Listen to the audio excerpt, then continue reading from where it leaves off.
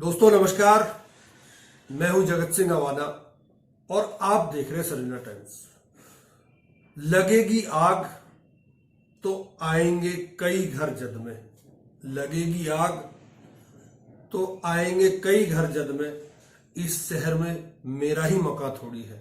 ये राहत इंदौरी साहब का शेर है। इन्होंने बहुत साल पहले इसको पढ़ा था, परंतु अब ये शेर एक समाज पर और उसकी कुछ जो दरबारी कवित्री हैं उन पर भारी पड़ रहा है। किस तरह भारी पड़ रहा है उस पर जाने से पहले मैं एक दो अपडेट आपको दे देता हूं कि सुप्रीम कोर्ट में जो केस चल रहे हैं उसमें जस्टिस गवाई ने कल बहुत तल्ख टिप्पणी की है, खास तौर पर निशिकांत दुबे के मामले में। निशिकांत दुबे को अगर सॉलिसिटर जनरल केस की इजाजत दे देते हैं तो निशिकांत दुबे का जेल जाना करीब करीब तय है। वो परमिशन देंगे या नहीं देंगे ये आने वाला वक्त बताएगा। चलिए अब मैं आता हूं अपनी खबर पर। खबर यह है कि एक अनामिका जैन अंबर कवित्री हैं, उत्तर प्रदेश के झांसी की। वो पहले कवित्री थी, परंतु कुछ समय बाद वो राजदरबारी हो गई। राजदरबारी का मतलब यह है, पहले आपने सुना होगा तानसेन अकबर के दरबार में तबला बजाते थे और राजा की शान में कसीदे पढ़ते थे। ऐसे लोगों को राजदरबारी कहा जाता है। उसके कुछ प्रमाण है, उसके कुछ सबूत है जो मैं आपके सामने पेश करता हूं। रोजगार बा, बाबा के दरबार बा, हाथ रस के निर्णय जो हथ लड़की के परिवार बा। काबा यूपी में काबा खत्म रोजगार बा, बाबा के दरबार बा, हाथ रस के निर्णय जो हथ लड़की के परिवार बा। काबा यूपी में काबा कोरोना से लाखन मर गईले, लासन से गंगा भर गईले। कोरोना से लाखन मर गईले, लासन से गंगा भर गईले। टिकठी या कफन नोचत कुकुर बिलार बा। ए बाबा काबा यूपी में काबा। अरे राम राज के झांकी बा, काशी मथुरा बाकी बा। राम राज के झांकी बा, काशी मथुरा बाकी बा। गोरखपुर में खून से रंगल गोतल पूरा खाकी बा। अरे काबा यूपी में काबा, जिंदगी झंड बा फिर भी घमंड बा। में घिरकर भी पुनः समर्थन पा गए, इतने प्रश्नों में घिरकर भी पुनः समर्थन पा गए। तुम काबा काबा करते रह गए, बाबा फिर से आ गए। तुम काबा काबा करते रह गए, बाबा फिर से। ये तो तय है कि यूपी में काबा का उत्तर यूपी में बाबा, सबने देखा। और एक ही बात कहूंगी कि कुछ लोगों ने शोर मचाया, सिर्फ विरोधी सांस बने। हमने दिल में दर्पण रखा, जनता की आवाज बने। और ये जनता ने एक समय में बताया भी था। मैं पंक्तियां निवेदित करती हूं, मैंने क्या कहा था, लेकिन उससे पहले एक बात यहां पर आई है कि अभी काशी और मथुरा भी बाकी है। तो यदि आपकी अनुमति हो, आप सबका साथ हो, तो मेरे साथ जरा जोगीरा में सारा रारा करके मेरा साथ दीजिए। मैं उत्तर प्रदेश चुनावों से बात उठाती हूं, सुनिएगा। कि साइकिल हाथी पंजा मंजा जोर जोर से भागे। आप सबने देखा कि साइकिल हाथी पंजा मंजा जोर जोर से भागे। बैठ के बुलडोजर पे बाबा निकले सबसे आगे। बोलो सारा रा रा रा जोगीरा सारा रा रा रा, तो बोलो सारा रा रा रा जोगीरा सारा रा रा रा। पूछ रहे थे लोग जो हमसे यूपी में है काबा, पूछ रहे थे लोग जो हमसे यूपी में है काबा। हम पहले ही बता चुके थे यूपी में है बाबा। बोलो सारा रा रा रा जोगीरा सारा रा रा रा, तो बोलो कि जौन जे काबा काबा लगे चिल्ल्याबे, जौन जे काबा काबा लगे चिल्ल्याबे, उन्हें इते हम आए बताबे। इते नैया कछु दिखाबा, इते नैया कछु दिखाबा। काहे के यूपी में बाबा है, यूपी में बाबा, यूपी में बाबा है, यूपी में बाबा। होते हैं एक सरकारी कवि, एक लोक कवि। तो मांगीला भीख नहीं हक सरकार मांगीला। बेरोजगार बानी साहेब रोजगार मांगीला, बेरोजगार बानी साहेब रोजगार मांगीला। भीख नहीं हक सरकार मांगीला, भीख नहीं हक सरकार मांगीला, बेरोजगार बानी साहेब रोजगार मांगीला, बेरोजगार बानी साहेब रोजगार मांगीला। और मित्रों, बित्ते होकर खुद को गज का नाप समझने लगते हैं, बित्ते होकर खुद को गज का नाप समझने लगते हैं, जरा बड़े हो बच्चे खुद को बाप समझने लगते हैं। और आभार कि बित्ते होकर खुद को गज का नाप समझने लगते हैं, जरा बड़े हो बच्चे खुद को बाप समझने लगते हैं। और एक दो चींटी जिनकी अंबर राह छोड़कर गुजर गई, वही केचुए खुद को अक्सर सांप समझने लगते हैं। आप तक पहुंचा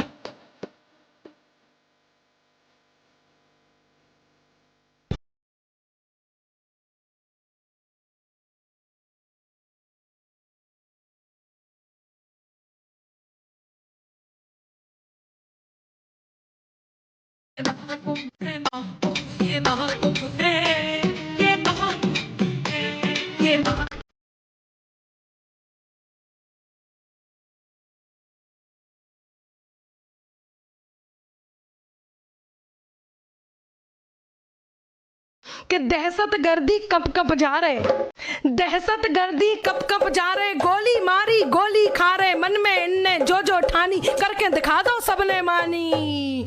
हम मिट्टी में मिल जाए अब सबरे, मिट्टी में मिल जाए अब सबरे, बुलडोजर को बुलगो धाबा, काय के यूपी में बाबा है, यूपी में बाबा, यूपी में बाबा है, यूपी में बाबा।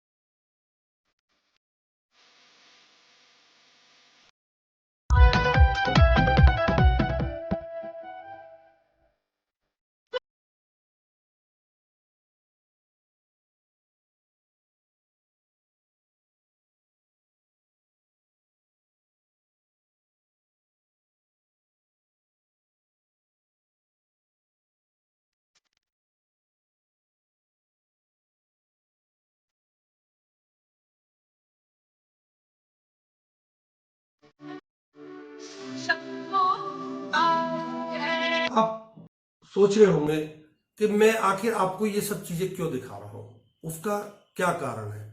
आज अनामिका जैन अंबर की आखिर जरूरत क्या पड़ गई मुझे।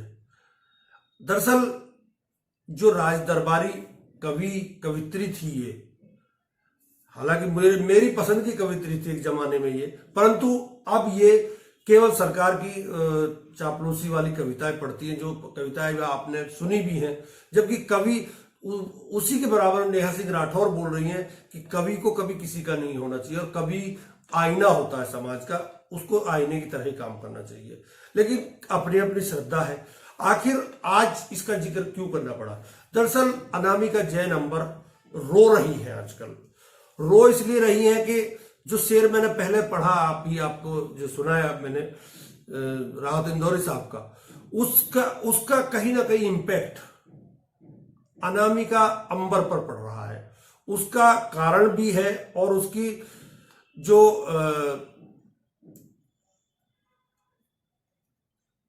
असलियत है वो ये है कि अनामिका जैन अंबर बीजेपी के मुख्यमंत्री और बीजेपी के प्रधानमंत्री, और जय श्री राम और काशी मथुरा बाकी है, अभी तो ये झांकी है, इस तरह की कविताएं पढ़ती थी। अब उनके ऊपर कुछ चीजें भारी पड़ गई हैं। उसका कारण है मुंबई में 90 साल पुराने एक जैन मंदिर को डेमोलिश करने का मामला। हुआ ये कि बीएमसी ने 16 तारीख की डेट थी, उसमें कोर्ट में वो केस चला था, और 15 तारीख को ही उस मंदिर को गिरा दिया। जब इस बात का पता चला अनामिका अंबर को, तो वो उन्होंने एक ट्वीट किया। ट्वीट में लिखती है कि ये इतने पुराना था, और पहले ये ट्वीट देखिए आप। अनामिका जैन अंबर लिखती कि मुंबई में जैन मंदिर ध्वस्त कर दिया गया, वो भी कोर्ट की सुनवाई से पहले। क्या बीएमसी अब अदालत से ऊपर हो गई है? जहां बिल्डरों की अवैध मीनारें फल फूल रही हैं, वहां आस्था के एक शांत मंदिर पर बुलडोजर चला दिया गया। बीएमसी की हिम्मत सिर्फ कमजोरों पर चलती है ना, बिल्डर डरते हैं ना घोटालेबाज। तो फिर सवाल उठता है कि यह आदेश किसके इशारे पर चला, और इंसाफ को रोंदने की ये जिम्मेदारी। मुझे अब लगता है कि आपको समझ में आ गया होगा कि अनामिका अंबर का आखिर कष्ट क्या है। जिसकी कल तक राज दरबारी करती थी बीजेपी की, उसी की बीएमसी है, क्योंकि बीएमसी का वहां कार्यकाल खत्म हो गया है, तो अब वो सरकार के अधीन काम कर रही है। वहां बीजेपी की सरकार, देवेंद्र फडणवीस वहां के मुख्यमंत्री हैं, केंद्र में प्रधानमंत्री बीजेपी के हैं। तो जब अनामिका उनका गुणगान गाती थी तो तब बहुत अच्छी थी, परंतु अब अनामिका अंबर जब के समाज के ऊपर इस तरह की उंगली उठनी शुरू हो गई, तो अनामिका अंबर का गुस्सा होना भी जायज था। धर्म की बात है उसके की, परंतु आप इसकी तह तक जाइए कि आखिर इस जैन मंदिर को तोड़ना क्यों चाहते हैं। असल में वहां एक रेस्टोरेंट है मंदिर के गेट के बाहर। वो मंदिर के गेट के बाहर जो रेस्टोरेंट है, वो बार का लाइसेंस लेना चाहता है, और आपको पता होगा कि शराब का लाइसेंस मंदिरों के और स्कूलों के नजदीक नहीं मिलता। तो ऐसे में आप देखिए मानसिकता कि शराब के लाइसेंस के लिए, मंदिर को तोड़ने के लिए वो सुप्रीम कोर्ट पहुंच गए वो लोग। क्या मानसिकता है। और पिछले 12 साल से करीब महाराष्ट्र में बीजेपी की सरकार है। आप खुद महसूस करिए कि जो मंदिर को तुड़वाने के लिए, और केवल इसलिए तुड़वाने के लिए कोर्ट पहुंच गए वो लोग कि यहां हम बार खोलना चाहते रेस्टोरेंट में, कितना उचित है। और अनामिका अंबर जो जैन है, इनका दरबारी कवि होना आपको कैसा लगता है? क्या एक कवि को वास्तव में दरबारी कवि होना चाहिए? उसके ऊपर लोग अब तरह तरह की फप्तियां भी कस रहे हैं। ने हाथों में पोस्टर, बैनर और तख्तियां ले रखी थी, जिस पर लिखा था, मंदिर टूटा है, हौसला नहीं। मंदिर सिर्फ एक पत्थर नहीं है, यह हमारी पहचान और संस्कृति है। हम शांत हैं, कमजोर नहीं। डर के नहीं, डट के खड़ा है पूरा समाज। धर्म का ये घोर अपमान नहीं सहेगा जैन समाज। बीएमसी की इस कार्रवाई को जैन समाज ने अपने साथ अन्याय। लड़ाई चल रही है। मामले में मंदिर ट्रस्ट ने कोर्ट में याचिका दायर कर 15 अप्रैल तक स्टे ले लिया था। अगली सुनवाई 16 तारीख को सुबह 11 बजे होनी थी, लेकिन नगर निगम ने 16 तारीख को सुबह 8 बजे ही जैन मंदिर पर बुलडोजर चला दिया। एक्सटेंशन मिलने वाला था 16 तारीख को, 15 तारीख तक का स्टे था, लेकिन उन्होंने सुबह 8 बजे, 7:30 बजे, 8 बजे से यहाँ पुलिस लगा दी, और पुलिस लगा के हम लोगों को मंदिर से धोती पहने हुए थे सब, पूजा पाठ के सबको पकड़ के बाहर निकाला। उन्होंने 2 डीसी भी मंगाए और उसको तोड़ने की कार्रवाई चालू करी। इस पूरे विवाद का एक सेंटर पॉइंट सोसाइटी गेट पर बना रामकृष्ण रेस्टोरेंट है। लोगों का आरोप है कि रामकृष्ण रेस्टोरेंट का मालिक मंदिर के पास बार खोलना चाहता है, लेकिन मंदिर होने की वजह से उसे लाइसेंस नहीं मिल रहा, जिसके बाद रेस्टोरेंट के मालिक ने बीएमसी अधिकारियों के साथ मिलीभगत कर मंदिर को गिरवाया है। कोर्ट की तरफ से गाइडलाइन में सुनिश्चित किया गया है कि आप पर्याप्त मौका देंगे, उसकी मॉनिटरिंग होगी, 15 दिन का वक्त देंगे, उसके लिए अधिकारी अधिकृत किए जाएंगे। गाइडलाइन में कई पॉइंट हैं जो बताए गए हैं कि आप कैसे किसी मकान को, मंदिर को, इमारत को बुलडोज करने से पहले क्या क्या पैरामीटर है, उसके लिए कमेटी होगी, उसको सुनवाई का, अपील का मौका दिया जाएगा, उनका पक्ष सुना जाएगा, और उसके बाद ये सब होगा। एक लंबी प्रक्रिया। कई बार मैंने उस गाइडलाइन का जिक्र किया, इसलिए मैं वो रिपीट नहीं करता हूं, लेकिन जस्टिस गवई की बेंच ने एक गाइडलाइन बना दी। अब यहां ये आपने बुलडोजर के लिए कहा, जब दूसरे के घर पर चल रहा था तो आप तालियां पीट रही थी, और जब आपके मंदिर पर चलने की बारी आई और तोड़ दिया उस मंदिर को, तो अब आप चिल्ला क्यों रही हैं? सोचने वाली बात यह है कि जिस मंदिर को तोड़ा गया वो 90 साल पुराना है। जैन समाज कोई बाहर का समाज नहीं है, ये हमारे सनातनी समाज का ही एक समाज है। तो अगर बीजेपी की सरकार में 90 साल पुराना मंदिर टूट रहा है, तो अब मैडम क्यों चिल्ला रही हैं? इनको क्या दिक्कत हो गई? जब दूसरों के घर, जब आपने उसका नेहा सिंह का सुना कि अब्दुल का ध्वस्त करने पर अनामिका जैन, अंबर आप उतनी ही सुरीली आवाज में गीत गाओ जैसे मुसलमानों के घर पर, मजार पर और मस्जिद पर बुलडोजर चलने पर गाती हो, और टाइटल का नाम रखो महाराष्ट्र में फडणवीस से, महाराष्ट्र में फडणवीस से। जी हाँ, मुंबई में 90 साल पुराना जैन मंदिर बीएमसी ने बिना सुनवाई के ध्वस्त कर दिया और अब जैन समाज के लोग सड़क पर प्रदर्शन कर रहे हैं। जैन समाज के लोग घोर अहिंसावादी और शांत दिमाग वाले होते हैं, लेकिन आज इन्हें भी सड़क पर आना पड़ गया है। ये है भाजपा का असली रूप। मुसलमानों के उत्पीड़न में सुख पाने वालों को यह तबाही दिख रही है या नहीं? क्या सोच रहे थे खाली अब्दुल निशाने पर है? अरे आपको तो उसी दिन समझ जाना चाहिए था जिस दिन इन लोगों ने बनारस को स्मार्ट सिटी बनाने के नाम पर उसकी प्राचीनता को नष्ट किया था। अरे आप ना समझ हैं जो इनको हिंदुओं का हितैषी समझते रहे। जिन लोगों का मकसद ही तबाही और लूट हो, उनसे कभी किसी का फायदा नहीं हो सकता। अरे आपको तो उसी दिन समझ जाना चाहिए था जिस दिन इन लोगों ने अयोध्या में फौज की जमीनों को अपने अमीर दोस्तों में रेवड़ियों की तरह बांट दी थी। आपको क्या लगा था ये लोग देशभक्त हैं? ये लोग हिंदुस्तान को बेचने पर तुले हुए हैं, जिसके लिए इन्हें सबसे पहले हिंदुस्तानियत को खत्म करना पड़ेगा, और ये लोग वही कर रहे हैं। सबको आपस में लड़ा दो, फिर बारी बारी से सबको पीटो। जी हाँ, इस देश में एक बार फिर से डिवाइड एंड रूल किया जा रहा है और हम लोग दोबारा इन काले अंग्रेजों के गुलाम बनने वाले हैं। सबको अब्दुल बनना पड़ेगा, सबको जैन बनना पड़ेगा, सबके सामने ये दिन आएंगे। अगर यही सरकार रही और इसी तरह चलता रहा तो वो दिन दूर नहीं है कि जब ये बार के लाइसेंस के लिए जब मंदिर तुड़वा सकते हैं, तो ये कट्टी खाने के लिए गांव के गांव को तुड़वा सकते हैं, बस्ती की बस्तियों को उजड़वा सकते हैं। बस आप इंतजार करिए और समय देखिए कि कितनी जल्दी बदलता है। अभी 16 तारीख की उसमें कोर्ट में डेट थी, परंतु उस डेट को आगे बढ़ा दिया गया और अगले महीने की उसमें डेट लगी है। तब तक क्या होगा, क्या नहीं होगा, कोर्ट क्या फैसला देगी, जैन लोग क्या करेंगे, अनामिका अंबर जैन क्या करेंगी, आने वाला वक्त बताएगा। क्या राजदरबारी बनी रहेंगी या सच्चाई को भी कबूल करेंगी, जैसा कि नेहा सिंह राठौर ने कर रखा है। उम्मीद करता हूं वीडियो पसंद आई होगी। लीक से अलग हटकर कुछ बनाने का प्रयास किया है, परंतु सच्चाई आपके सामने है कि कभी चमचागिरी ज्यादा दिन काम नहीं आती। हमेशा अपना मॉरल अगर आप ऊपर रखेंगे तो आपके काम आएगा। किसी के नीचे घुसने से कभी कुछ नहीं मिलता। क्षणिक सुख के लिए आप अपने जीवन को नष्ट ना करें।